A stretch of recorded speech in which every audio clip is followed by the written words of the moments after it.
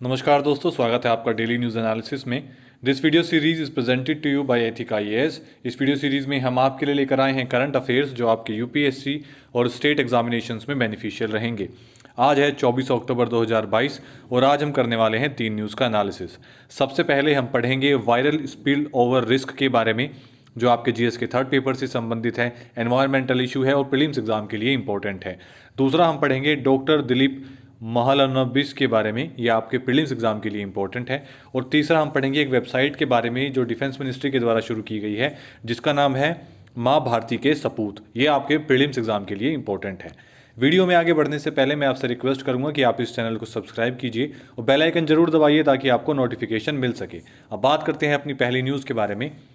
तो देखिए, the Indian express के अंदर एक आर्टिकल छपा है जिसके अंदर वायरल स्पिल ओवर रिस्क के बारे में बात की गई है और ये कहा गया है कि इसकी वजह से या ये एक नए पेंडेमिक की का कारण बन सकता है। तो ये बेसिकली क्या है, इसके बारे में आज हम जानेंगे। देखिए, फिलहाल के समय क्लाइमेट चेंज की वजह से कई सारे चेंजेस हम अपने एनवायरनमेंट में विटनेस कर रहे हैं, देख रहे हैं। जैसे कि जब हम अपनी जो क्रॉप उगाते हैं, जो उसकी यील्ड है, उसकी जो उपज है, वो अनरिलायबल वेदर कंडीशन की वजह से बहुत कम होती जा रही है। और हमारी जो वेदर कंडीशंस हैं वो इतनी ज़्यादा ड्रास्टिक चेंजेस के अंदर हैं कि जिसकी वजह से फसलें बर्बाद हो रही हैं। और जो स्पेसीज़ हमारी हैं वो धीरे धीरे काफ़ी ज़्यादा स्पेसीज़ एक्सटिंक्ट होती जा रही हैं। एक नई रिसर्च के मुताबिक एक इसका अलग जो अदर इफेक्ट है वो ये भी है कि इसकी वजह से आने वाले समय में spill over, viral spill over भी हो सकता है। ये रिस्क, इंक्रीजिंग रिस्क है, ये बढ़ सकता है। कुछ रीजंस में ऐसा कहा जाता है कि कई जगह पर इसकी वजह से नई पेंडेमिक भी हम आने वाले समय में देख सकते हैं। वायरल स्पिल ओवर क्या है, इसके बारे में हम अभी बात करेंगे। सबसे पहले ये जान लेना जरूरी है कि क्या ऐसे चेंजेस है जिसकी वजह से ऐसा हो सकता है। देखिए, क्लाइमेट चेंज के अंदर होने वाले एक शिफ्ट की वजह से कुछ स्पेसीज़ हैं जिनका हम ये देख रहे हैं कि उनका जो रिजर्व है या जो स्पेसीज़ है वो धीरे धीरे बिल्कुल एक्सटिंक्ट होती जा रही हैं, जिनकी वजह से जो आपके हाई आर्कटिक जोन है उनका जो ग्राउंड है वो फर्टाइल हो जाएगा आने वाले समय में पेंडेमिक के लिए। मतलब आने वाले समय में ये जो स्पेसीज़ हैं, जो भी रेंजेस हैं इनकी, जब ये ख़त्म हो जाएंगी तो कुछ इन स्पीसीज़ के ख़त्म होने की वजह से आने वाले समय में नई पेंडेमिक होने की संभावना जो है वो बहुत ज़्यादा तेज़ी से बढ़ती जाएगी।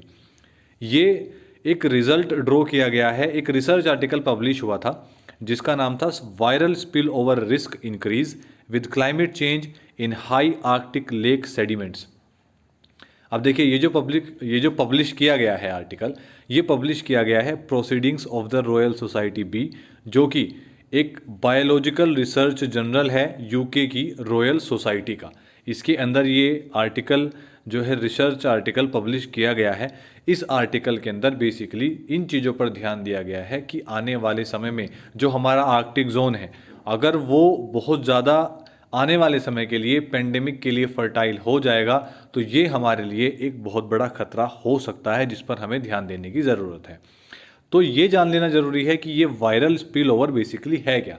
जैसे आपने कोरोना के समय पे आपने देखा होगा कि जिस भी बंदे को कोरोना होता था वो कैरियर बनता था उस वायरस को ट्रांसमिट करने का, एक पर्सन से दूसरे पर्सन के अंदर। तो ये वायरल स्पिल ओवर ही कहा जाता है कि जब भी कोई वायरस किसी भी देखिए, हमारी पृथ्वी पर वायरस जो है वो भरपूर तरीके से है, बहुत ज़्यादा है, लेकिन इन्हें कोई ना कोई एक इन्फेक्ट चाहिए, एक होस्ट सेल चाहिए जहाँ पर ये अपने आप को धीरे धीरे बढ़ा सकते हैं। अब ऐसे में मान लीजिए, जिस तरीके से अगर हम कोरोना की ही बात करें, तो जब ये वायरस आपके शरीर में घुसता है, ये कोशिश करता है धीरे धीरे और सेल्स जनरेट करने की, ताकि वो जो वायरस है वो बहुत तेज़ी से आपके पूरे शरीर में फैल सके। और अगर आपकी इम्यूनिटी अच्छी है, आप उसको झेल गए तो ठीक है, नहीं तो आपने देखा है कितना भयावह मंजर रहा है कोरोना के समय।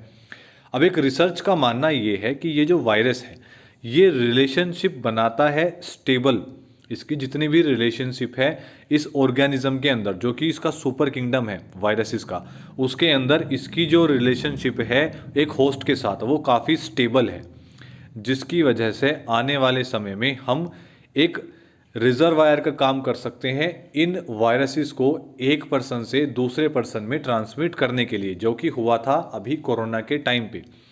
और इसी प्रोसेस को कहा जाता है वायरल स्पिल ओवर।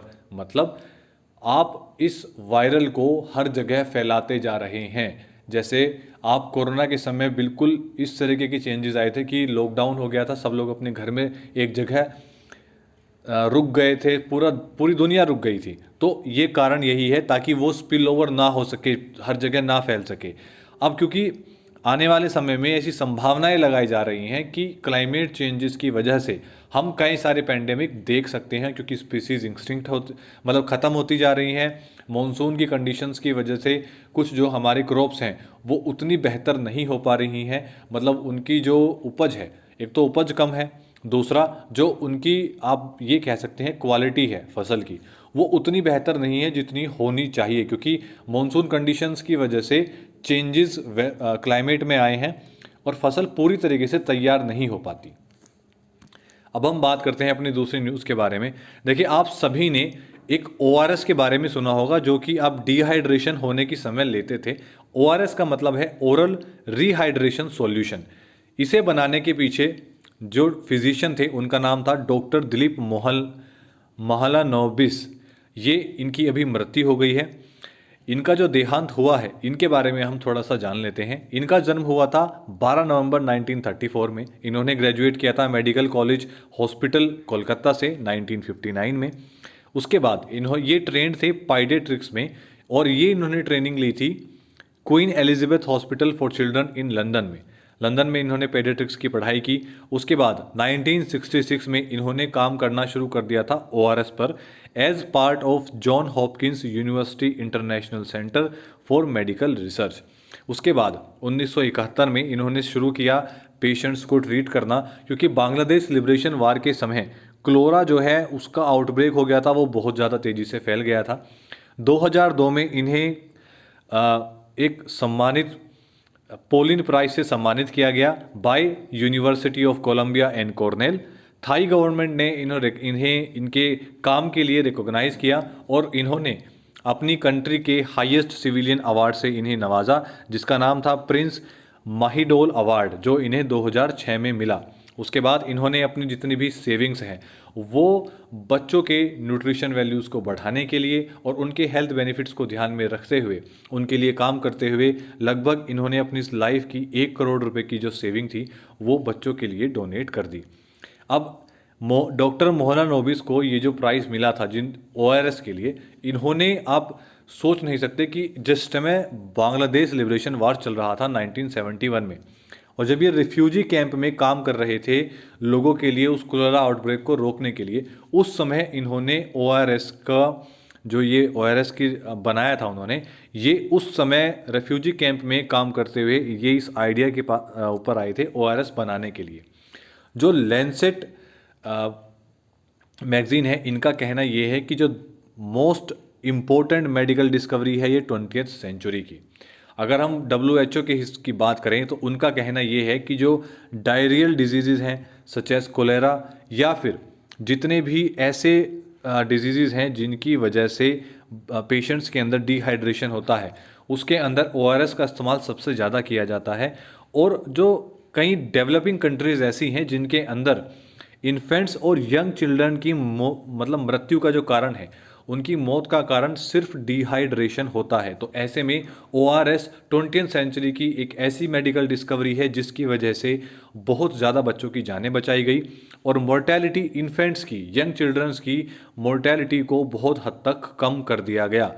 ORS जो है ये बेसिकली एक कॉम्बिनेशन है वाटर, ग्लूकोज और सोल्ट का, जो कि एक बहुत ही सिंपल और कॉस्ट इफेक्टिव मेथड है इसे प्रिवेंट करने के लिए, डिहाइड्रेशन को ख़त्म करने के लिए।